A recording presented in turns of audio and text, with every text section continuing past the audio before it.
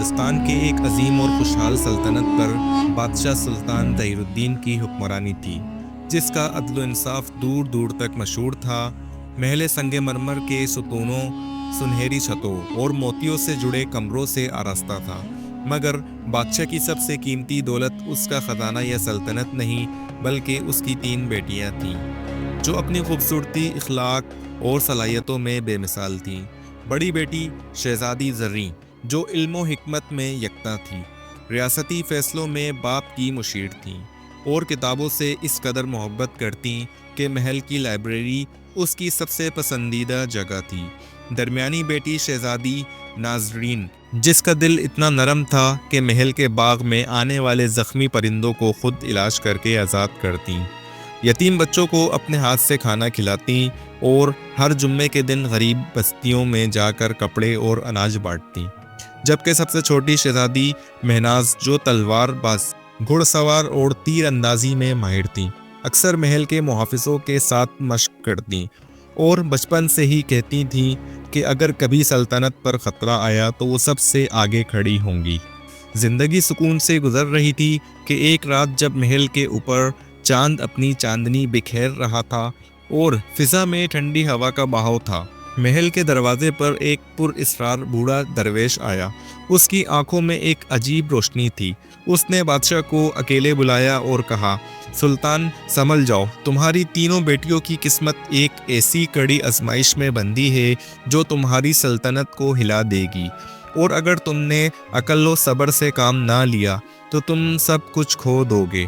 بادشاہ چونک گیا۔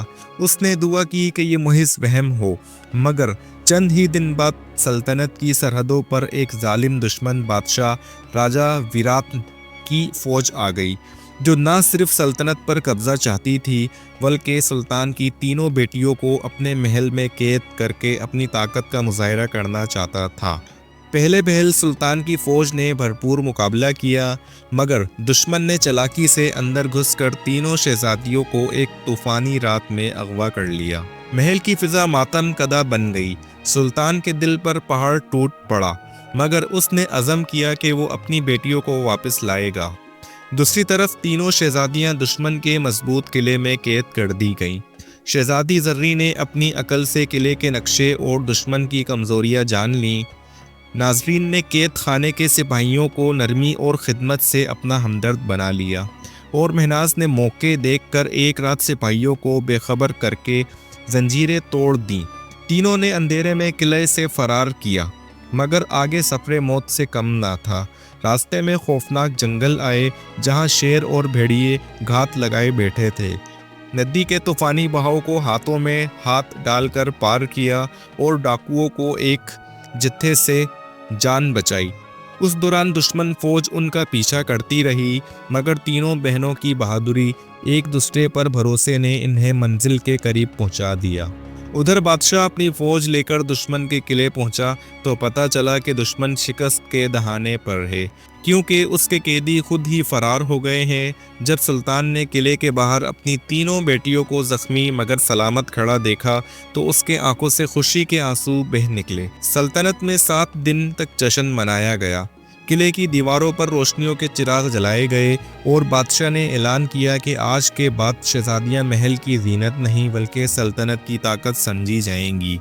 3 بیٹیوں کے بہادری کے قصے اس قدر مشہور ہوئے کہ دور دراز ممالک سے لوگ صرف ان کی کہانیاں سننے آتے، اور یہ قصہ آج بھی اس بات کی مثال ہے کہ عقل، ہمدردی اور بہادری تینوں مل کر ہر مشکل کو جیت سکتی ہیں۔ اگر آپ لوگوں کو یہ سٹوری پسند آئی ہے تو ہمارے اس چینل کو ضرور سبسکرائب کریں اور ہماری ویڈیوز کو واچ اور لائک کریں۔